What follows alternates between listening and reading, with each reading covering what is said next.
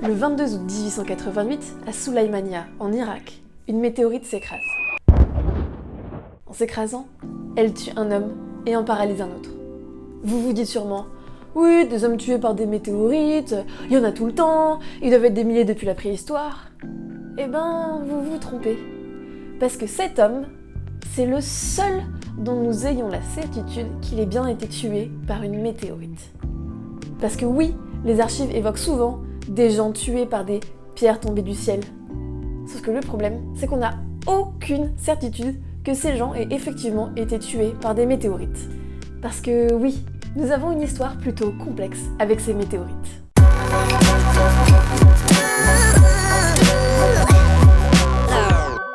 Déjà, il faut commencer par définir ce qu'est une météorite. Parce que non, vous ne verrez jamais une météorite dans le ciel. On va reprendre du début. Voici un astéroïde. Il vit sa petite vie tranquille d'astéroïde, sûrement dans la ceinture d'astéroïdes, qui se situe entre Mars et Jupiter. Il vit sa meilleure vie quand soudain, Roger, un autre astéroïde, ayant peut-être un peu trop bu de Ricard, lui rentre dedans. Et là, paf, c'est le drame. Telle une voiture accidentée, notre ami l'astéroïde va se fragmenter. C'est un de ces fragments qui va nous intéresser. Ce fragment s'appelle un météoroïde. Un météoroïde, c'est une météorite qui n'est pas encore entrée dans l'atmosphère. Pour des besoins scénaristiques, notre météoroïde va se diriger vers la Terre. Coucou. La planète lui plaît pas mal, il décide donc de s'y écraser. Il entre alors dans l'atmosphère. Et en entrant dans l'atmosphère, c'est là que notre météoroïde évolue, tel un Pokémon, et gagne un nouveau nom, météorite. Elle chauffe tellement violemment qu'elle en devient lumineuse. C'est le même principe qu'une bougie. Une bougie, ça chauffe, donc ça fait de la lumière. Et donc notre météorite qui chauffe, donc elle fait une lumière. Et cette lumière s'appelle un météore. Donc ce que vous voyez dans le ciel, ce n'est pas la météorite, c'est le météore. Et là, on a 3 cas de figure. Premier cas, notre météorite fait un diamètre plus petit que le millimètre. Entre le micromètre et le millimètre généralement.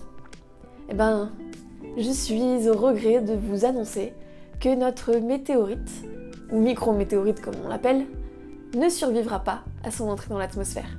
Elle est trop petite et va brûler entièrement. Mais le bon côté des choses, c'est que ces micrométéorites sont à l'origine des étoiles filantes. Yay! Deuxième cas de figure. Si notre météorite est plus grande que le millimètre, jusqu'à quelques mètres, cette météorite elle va vivre sa vie tranquillement, traverser l'atmosphère et s'écraser sur Terre, généralement dans un océan. Statistiquement, c'est plus probable. Et là, troisième cas de figure.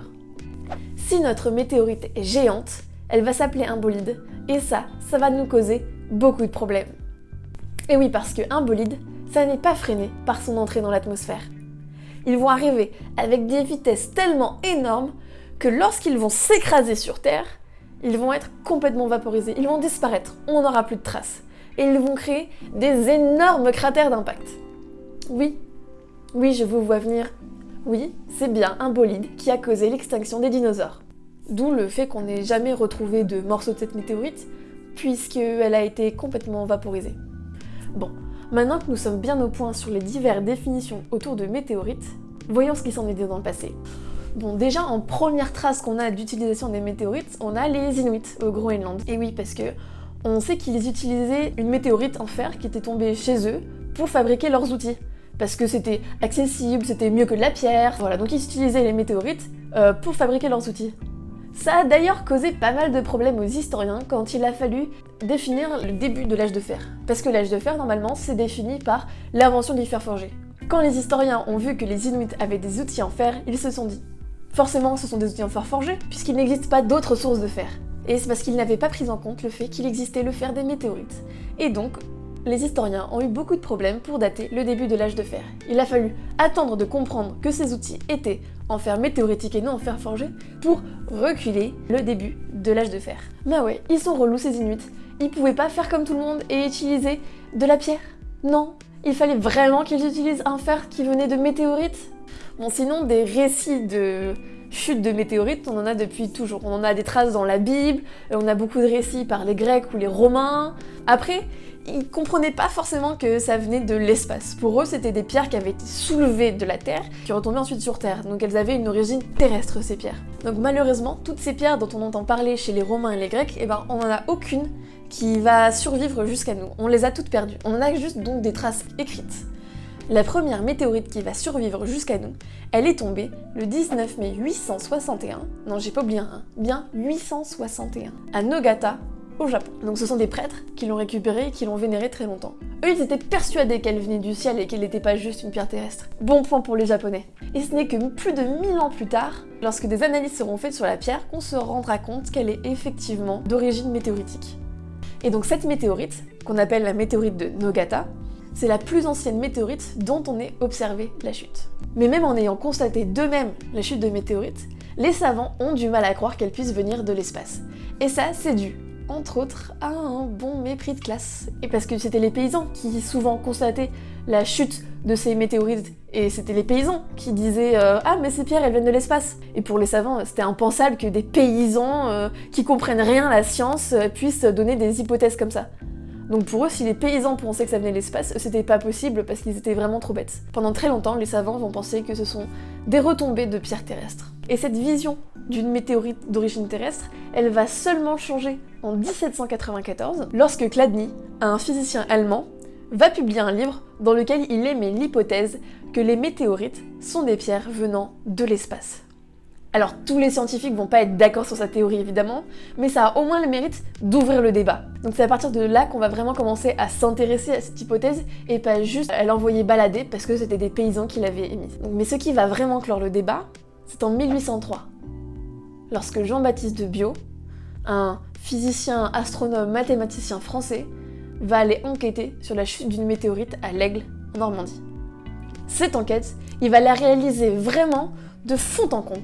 Il va aller interroger plein de gens, de toutes les couches sociales, il va aller ramasser les pierres, il va tout répertorier, cartographier, et cette enquête, elle va être tellement bien menée que les scientifiques n'auront plus d'autre choix que de dire que oui, les météorites proviennent bien de l'espace. Jean-Baptiste de Biot dira lui-même que si son enquête a été aussi bien reçue, c'est parce qu'il l'avait très bien écrite. Moralité, c'est pas parce qu'on est scientifique qu'on peut négliger le français et les lettres. Commence alors une grande période où les scientifiques classent, répertorient, analysent toutes les météorites qu'ils connaissent. Donc c'est là qu'on en trouve de plus en plus. Et c'est là la naissance de la discipline de l'étude des météorites qui est la cosmochimie. Et la cosmochimie, elle va connaître une grande avancée au XXe siècle avec les missions spatiales. Parce que les missions spatiales, elles vont nous rapporter des échantillons de la Lune qu'on va pouvoir analyser, et c'est là qu'on va pouvoir comparer certaines de nos météorites aux échantillons de la Lune, et ça va nous apporter encore beaucoup de choses, mais ça on le verra dans un prochain épisode. Aujourd'hui, l'étude des météorites permet d'avancer plein de pistes de réponses sur des grandes questions comme se posent, comme l'origine du système solaire ou l'évolution des planètes. Même si vous n'êtes pas Madame Comète, dont le toit a été transpercé par une météorite, oui c'est comique quand on s'appelle Madame Comète. J'espère que cette vidéo vous aura permis de rentrer dans l'univers fascinant des météorites. Si cela vous a plu, vous pouvez mettre un pouce bleu, vous abonner à la chaîne pour suivre les prochaines vidéos. Si vous avez des questions ou des suggestions pour la suite, vous pouvez l'écrire dans les commentaires ou m'écrire à l'adresse mail qui s'affiche poussière.cosmique.yt@gmail.com. Sur ce, je vous dis à la prochaine sur Poussière Cosmique.